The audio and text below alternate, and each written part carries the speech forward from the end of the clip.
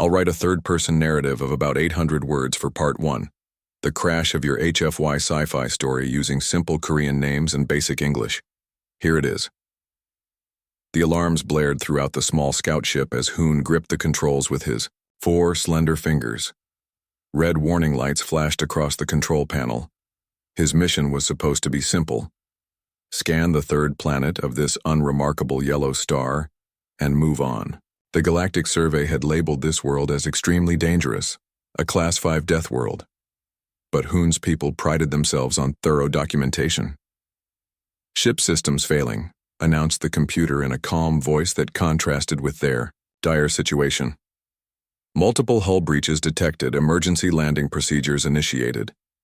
Hoon's pale blue skin darkened with stress as he watched the green and blue planet grow larger through the viewscreen. His species, the Nari, had evolved. On a world with minimal gravity, a thin atmosphere, and almost no biological competition, this planet was everything they feared. Heavy gravity, aggressive weather patterns, and teeming with microorganisms. The ship entered the atmosphere, and flames engulfed the viewport.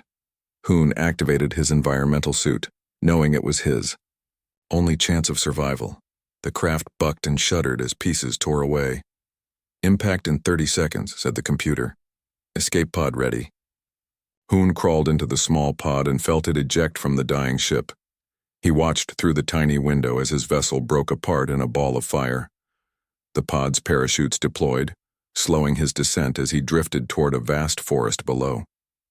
The impact knocked him unconscious.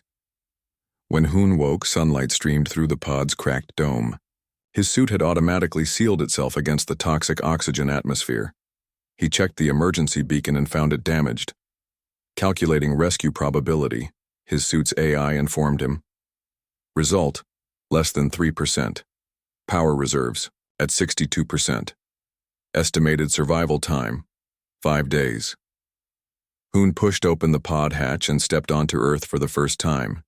The forest around him seemed impossibly lush. Even through his suit's filters, the array of scents overwhelmed him. The stronger gravity made each step difficult, like walking underwater.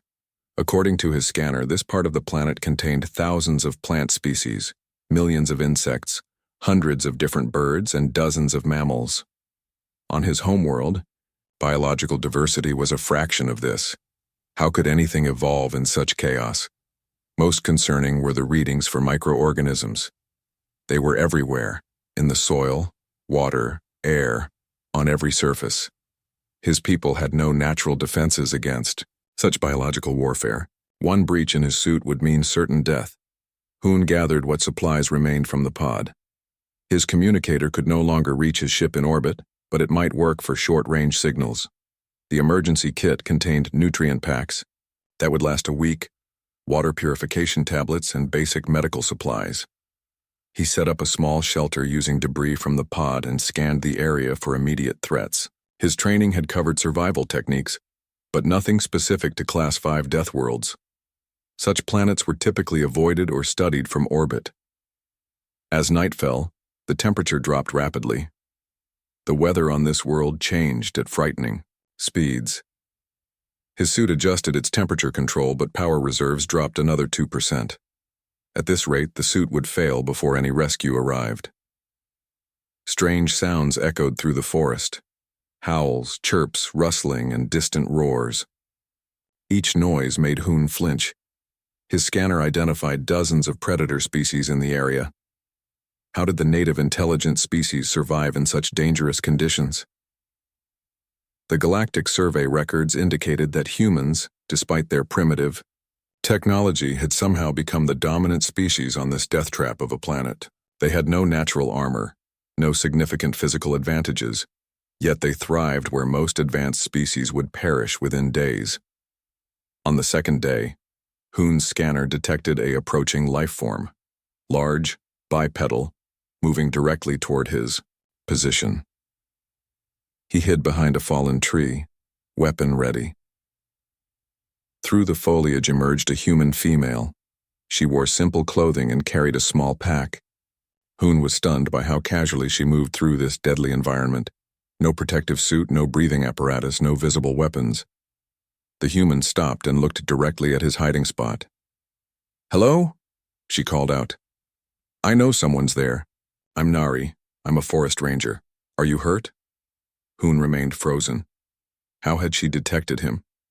And how was she not terrified of an alien presence? "I saw something crash last night," she continued. "I'm here to help."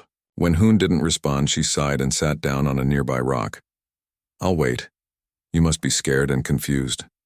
This forest can be dangerous if you don't know it." Dangerous? Hoon thought.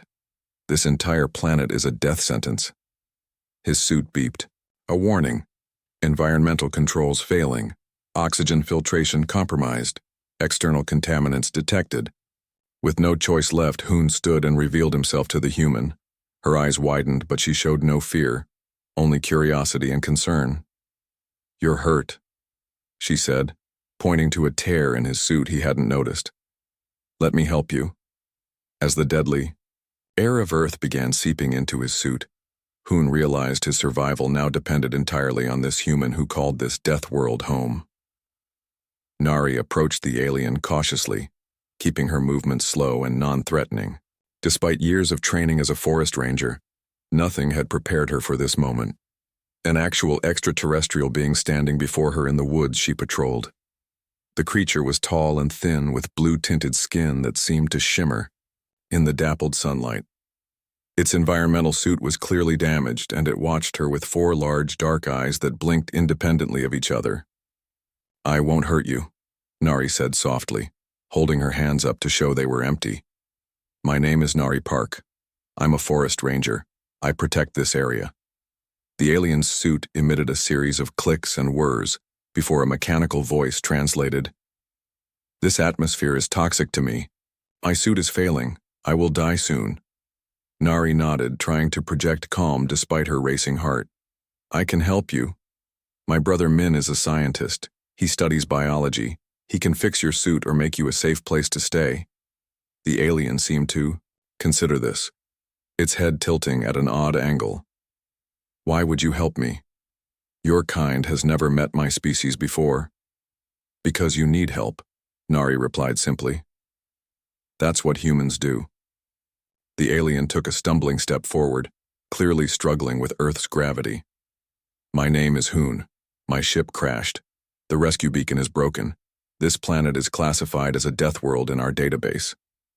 Nari couldn't help but laugh. "A death world? We just call it home." She helped Hoon walk through the forest toward her ranger cabin, supporting his weight as he fought against gravity. Each time a bird called or an insect buzzed past, the alien flinched noticeably. "Everything here tries to kill everything else," Hoon observed as they passed a spider catching a fly. "How do you survive?" "We adapt," Nari explained. "Humans have lived here for thousands of years. Our bodies are designed for this world." At the cabin, Nari called her brother. "Min, I need you to come to my cabin right now. Bring your lab equipment. Don't tell anyone. It's important." While waiting, she helped Hoon into a makeshift containment area using plastic sheeting from her storage shed. His suit continued to deteriorate, warning lights flashing across its control panel. "The microbes in your air will kill me," Hoon said weakly. "My species has no defense against them. We'll figure something out," Nari promised, though she wasn't sure how. When Min arrived 2 hours later, his eyes went wide at the sight of the alien. Unlike his sister's calm acceptance, Min initially backed away toward the door. "Is this real?" he whispered, clutching his equipment bag. "Yes," Nari said firmly. "And he needs our help or he'll die. His name is Hoon." Min approached the plastic barrier cautiously. "You're really an alien? From another planet?" Hoon's translator crackled. "Yes, my world orbits a red star 200 light years from here. We call ourselves the Nari." Min laughed nervously. "That's my sister's name. What a coincidence." After examining Hoon's suit, Min created a sealed environment using equipment from his lab and materials from Nari's cabin. He filtered the air to remove most oxygen, which was poisonous to Hoon's species, and added a mixture of gases more like his home atmosphere. "This is temporary," Min explained, "but it should keep you alive until we figure out something better." As Hoon rested in the makeshift chamber, Min and Nari talked quietly. His biology is fascinating, Min said excitedly. His species evolved. On a world with minimal competition, their immune systems are practically non-existent. The simplest Earth bacteria could kill him. What about his people? Nari asked. Will they come looking for him? Min frowned. He says Earth is classified as extremely dangerous. His people might not risk a rescue mission. Later that night, as Hoon recovered, he explained more about the galaxy and his mission. Most intelligent species evolved on worlds much more stable than Earth. Lower gravity, consistent climate, fewer pathogens, less biodiversity. Worlds like yours are rare. So we're the weird ones? Nari asked, smiling. You are extraordinary, Hoon corrected. Your bodies constantly fight off millions of microorganisms. You withstand radiation from your sun. You adapt to extreme temperature changes. You coexist with thousands of potentially dangerous species. Most galactic citizens would consider this impossible. Min leaned forward, fascinated. What you call a Deathworld shaped us, made us stronger, more adaptable. The challenges we faced in our evolution became our greatest advantages. As dawn broke over the forest, Hoon watched through the window as birds began to sing and deer moved through the clearing. For the first time, he saw Earth not just as a dangerous planet to be avoided, but as a crucible that had forged an astonishingly resilient species, one that extended help to a stranger, from the stars without hesitation. Perhaps, Hoon said quietly, there is much my people could learn from humans after all. 3 days passed as Min worked tirelessly to improve Hoon's containment chamber in Nari's cabin. He had converted the spare bedroom into a sealed environment, with precise atmospheric controls, using equipment borrowed from his university laboratory. Hoon's condition stabilized, though he still struggled with Earth's gravity. I've never seen readings like these, Min said, studying his tablet as he sat beside the clear barrier separating them from Hoon. Your homeworld has 20% less gravity than Earth, almost no free oxygen, and minimal biological diversity. Hoon nodded, his 4 eyes blinking in sequence. My species never developed strong muscles or robust immune systems because we never needed them. We faced few environmental challenges. Nari brought in cups of hot tea for herself and her brother.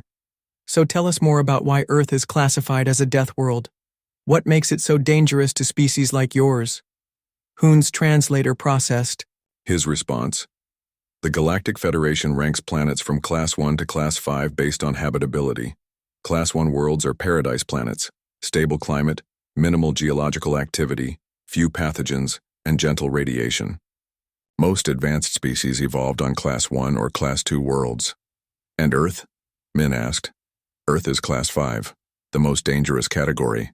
Your planet experiences extreme weather patterns, regular natural disasters, high solar radiation, and an unprecedented number of pathogens and predators. The biological competition alone would overwhelm most species. Nari looked out the window at the peaceful forest. It seems so normal to us. That is what fascinates me, Hoon replied. Humans not only survive here, you thrive. You have adapted to conditions that would kill most galactic citizens within days. Min opened his notebook where he had been documenting their conversations. Can you give us specific examples of what makes Earth so dangerous to your people? Your oxygen levels would be toxic to us within minutes of exposure. Your gravity strains our bodies painfully. Your microorganisms would overwhelm our immune systems instantly. Even your water contains minerals that would poison us. Hoon pointed to a mosquito that had landed on the outside of his containment wall. That tiny creature carries diseases that have killed millions of your own kind, yet you consider it merely an annoyance. On my world, such a vector would have ended civilization. Min slapped the mosquito reflexively. We've developed immunities over thousands of generations. Our bodies constantly fight off invaders. Precisely, Hoon said. Your bodies are perpetual battlegrounds. Your immune systems wage constant war against countless invaders. The very act of breathing exposes you to potential pathogens, yet you live as if this is normal. Nari smiled. Because for us, it is normal. As days passed, Hoon began cataloging the everyday dangers humans ignored. He watched in amazement as Nari handled soil with bare hands, breathed unfiltered air, and ate food exposed to the environment. Activities that would be suicidal for his species were routine for humans. One evening, as a thunderstorm raged outside, Hoon observed Min and Nari calmly playing a board game while lightning struck nearby trees and thunder shook the cabin's windows. Your planet actively tries to kill you, Hoon noted, yet you barely notice. Min laughed. Humans have a strange relationship with danger. We've learned to respect it without fearing it. That storm outside? Our ancestors would have huddled in caves, terrified. Now we find it beautiful. This explains much about your species, Hoon said thoughtfully. Your art celebrates struggle. Your stories glorify overcoming impossible odds. Your greatest achievements often come from your greatest challenges. Nari nodded. We have a saying, pressure creates diamonds. Without resistance, we don't grow stronger. In galactic civilization, Hoon explained, we engineer away difficulty. We terraform worlds to make them safer. We modify our bodies to prevent discomfort. We solve problems permanently. And humans? Min asked. Humans adapted to their problems instead.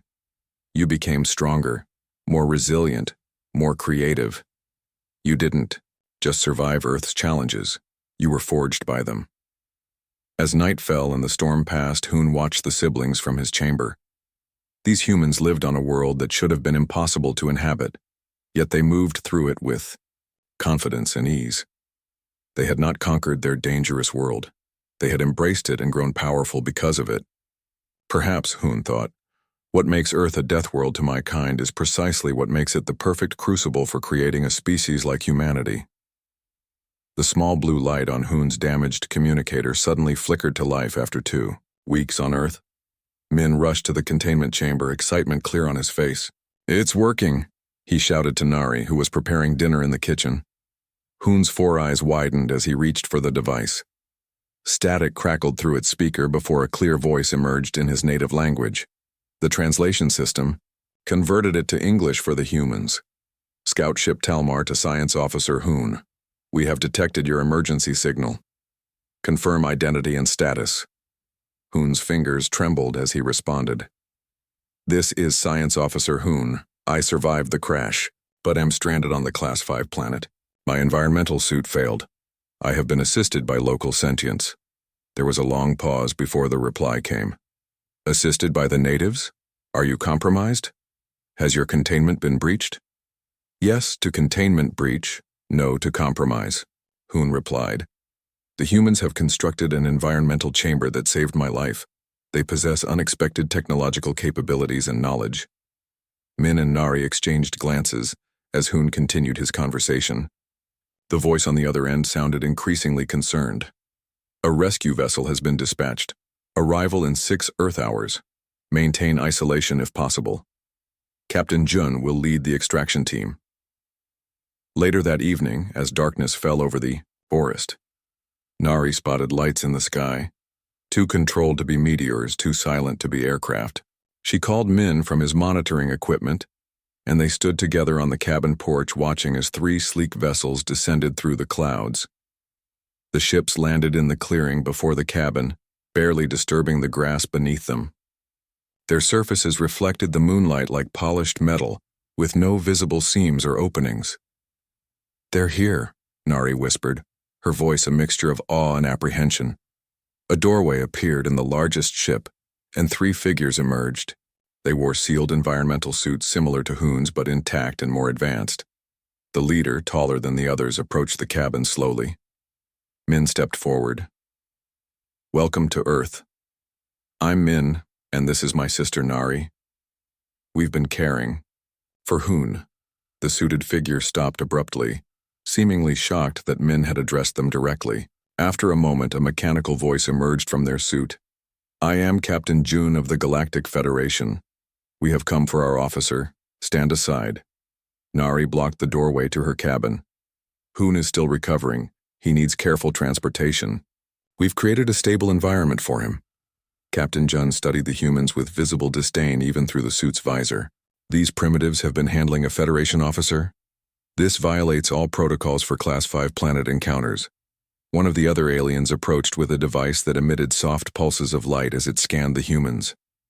Captain, the alien, said, "These specimens show remarkable biological complexity. Their immune systems are unlike anything in our database. They carry millions of microorganisms yet show no signs of disease." Jun dismissed this with a wave. "They evolved on this death trap. Of course they're aberrations. Secure the officer, and prepare mind-wipe procedures for these natives." Min stepped forward boldly. "Mind-wipe? You can't do that. We saved Hoon's life." "Your memories of our existence cannot remain," Jun replied coldly. "Galactic law is clear." As the aliens moved toward the cabin, Hoon appeared in the doorway, supported by a mobile version of his containment unit that Min had designed. "Captain Jun," Hoon called out, his voice amplified through speakers. "These humans must not be harmed. They possess knowledge and capabilities valuable to the Federation." Jun turned sharply. "Science Officer Hoon, you appear contaminated by extended contact with this dangerous environment." "Not contaminated, enlightened," Hoon replied. "These humans created this life support system using only local materials and basic tools. When my suit failed, they understood my biological needs despite never encountering my species before."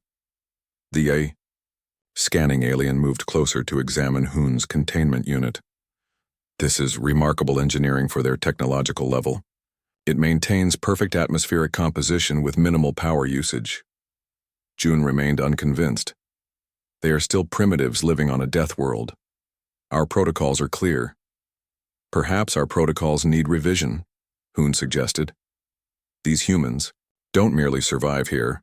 They thrive in conditions that would kill most Federation citizens instantly. Their adaptability and resilience could teach us much." As the Federation team debated, Nari quietly observed their body language.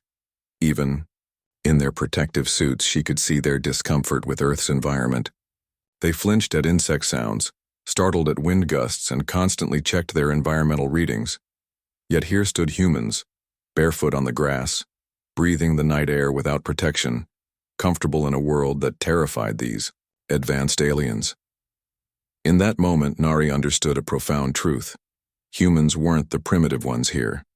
They were the survivors, the adapted ones, forged by Earth's challenges into something the Federation had never encountered before. The Federation Council chambers buzzed with activity as delegates from 100 worlds gathered for the emergency session. The massive circular hall on the neutral moon of Pax featured environmental bubbles for each species, allowing them to breathe their native atmospheres while participating in galactic governance. At the center stood a unique structure, a transparent chamber containing Earth's first representatives to the Federation. Captain Jun addressed the assembly, her voice transmitted to all delegates' translation systems. "Honorable Council, I come before you with a most unusual situation.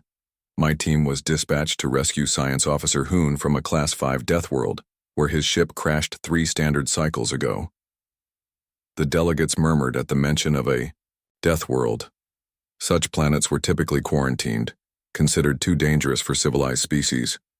"What we discovered challenges our fundamental assumptions," Jun continued.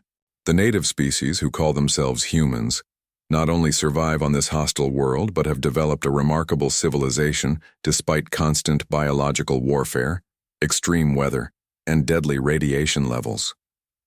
Hoon stepped forward in his containment unit. "Council members, these humans saved my life when my environmental suit failed. Using only basic technology, they created a life support system that maintained the precise atmospheric composition I require." The council leader, a gaseous being floating in a dense fog within their bubble, spoke. "This is highly irregular. Federation protocols for Deathworld contact are clear. The natives' memories should be wiped, and the planet quarantined." Min and Nari stood calmly in their section of the Earth chamber. Unlike the aliens, they required no special equipment to breathe or stand in the standard gravity of the council room. "If I may address the council," Min said politely. His words were translated for all delegates. We understand that our world seems dangerous to you, but what you call dangers, we call home. The challenges of Earth shaped humanity into what we are. A delegate from a crystalline species chimed in. These humans breathe oxygen, a corrosive gas that would dissolve my people in minutes. How can we possibly integrate such beings into galactic society? Nari smiled. Perhaps the question isn't how we can fit into your society, but what we can teach each other. Your people evolved in environments that required different strengths. Our history forced us to adapt quickly, to innovate, constantly, to cooperate against shared threats. To demonstrate, she removed a small container from her pocket and opened it. Inside was ordinary Earth soil teeming with microorganisms. Several delegates visibly recoiled. This soil contains more living organisms than exist on some of your homeworlds, she explained. We handle it daily. Our bodies have evolved to coexist with these microbes, some harmful, many beneficial. The council leader seemed unconvinced. Impressive resilience, but what value does this bring to the Federation? Hoon answered. Everything, honored leader. These humans solve problems differently than we do. Where we engineer our environments, to remove threats, they adapt themselves to overcome them. Their medical science, their agriculture, their very biology offers solutions we've never considered. Captain Jun, who had initially dismissed the humans, now stood beside them. In my brief time observing humans, I've witnessed them adapt to new information faster than any species I know. They embrace change rather than fear it. The council deliberated for hours while Min and Nari calmly waited. They noticed how the aliens constantly adjusted their environmental settings, how they flinched at unexpected sounds, how they feared contamination. These advanced beings lived in carefully controlled environments that protected them from all hardship. Finally, the council reached a decision. The leader addressed the chamber. Earth will not be quarantined. Instead, we propose a new classification, Class 5E for exceptional. While dangerous to most Federation species, Earth has produced a civilization worthy of respect and partnership. Nari stepped forward. We accept partnership, but as equals. Humanity has much to learn from the Federation, but we also have much to teach. In the months that followed, Federation scientists studied human biology with amazement. The human immune system, with its ability to recognize and combat millions of potential threats, revolutionized Federation medicine. Human agricultural techniques, developed to thrive in Earth's chaotic climate, improved food production on struggling colonies. Most significantly, humans brought a new perspective. The understanding that comfort doesn't always lead to strength, that challenges often create capability, that adaptation is sometimes better than engineering problems away. Hoon, now Earth's official liaison to the Federation, watched Min teaching a group of alien scientists how to strengthen their immune systems through controlled exposure to mild pathogens. Nearby, Nari demonstrated Earth wilderness survival techniques to fascinated Federation explorers. Perhaps, Hoon thought, as he observed the integration of humanity into the galactic community, what makes a world deadly or paradise isn't the world itself, but the perspective of those who stand upon it.